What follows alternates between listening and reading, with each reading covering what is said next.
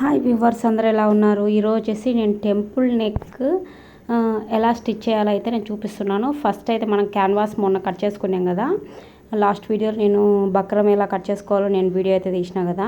దానికి తగ్గ క్లాత్ మనం తీసుకొని ఈ క్లాత్ అయినా తీసుకోవచ్చు, లేకుంటే మనము లైనింగ్ మీద పెట్టి తిప్పేసి ఇలా చేసుకుంటే స్టిఫీగా ఉంటుందనే ఉద్దేశంతో నేను ఇలా తీసుకున్నాను అనమాట. మనము ఈ టెంపుల్ నెక్ డిజైన్ అనేది మిడిల్లోకి వచ్చే విధంగా మనము అన్ని విధాలుగా చూసుకోవాలి.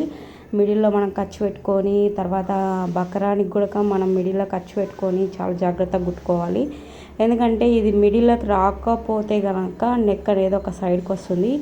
ఇంకా నెక్ మనం కుట్టేటప్పుడు కూడా జరగకుండా మనము నెక్కి ఇలా ఏమన్నా సూది కానీ లేదా నీడిల్ కానీ లేక పినీసులు కానీ ఇలా మనము పెట్టుకోవాలి. పెట్టుకున్న తర్వాత ఇలా మనము నెక్కు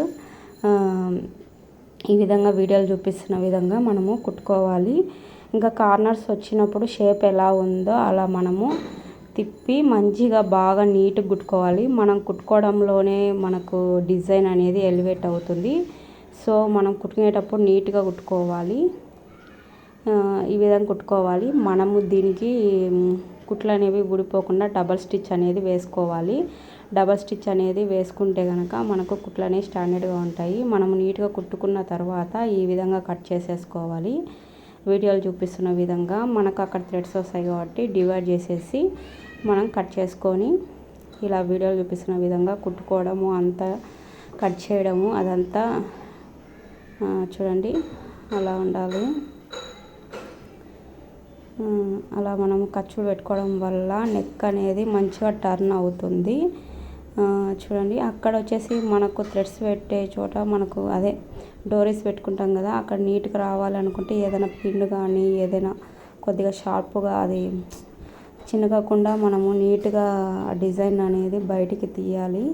అప్పుడు డిజైన్ అనేది మనకి పూర్తిగా చాలా బాగా కనిపిస్తుంది.